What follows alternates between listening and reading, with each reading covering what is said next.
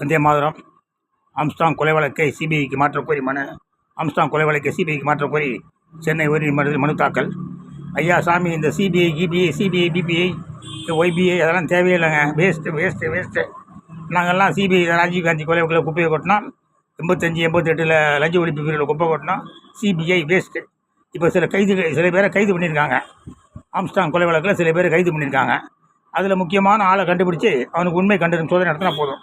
வேறு ஒன்றும் வேண்டாம். உண்மை கண்டறியும் சோதனை நடத்தினா யார் சொல்லி இதை செஞ்சாங்க அப்படின்னு சொல்லிவிடுவாங்க. அப்புறம் அவன் யார் சொல்லி செஞ்சாங்களோ அந்த ஆளை பிடிச்சி அவருக்கு உண்மை கண்டறியும் சோதனை நடத்தினான். ஆமாம் நான் தான் பண்ணேன்னு சொல்லுவார். அவன் ஜெயிலுக்கு உடனே பிடிச்சி தூக்கில் போட்டேன். அவ்வளோதான். அதை விட்டுட்டு சிபிஐ வெங்காய பி அப்படின்னு சொல்லி 10 வருஷம் விசாரிச்சுட்டு கடைசியில் எங்களால் அம்புகளை தான் பிடிக்க முடிஞ்சுது, வெளியில் பிடிக்க முடியல அப்படின்னு சொல்லி ராஜீவ்காந்தி கேஸ் மங்களம் பாடின மாதிரி இதுங்க மங்களம் பாடிடுவாங்க. அதனால் இப்போ பிடிக்கப்பட்டு சிறையில் இருப்பவர்களிடம் உண்மை கண்டறியும் சோதனை நடத்துங்கள். உண்மை கண்டறியும் சோதனை, நார்கோ டெஸ்ட். சரிதானா?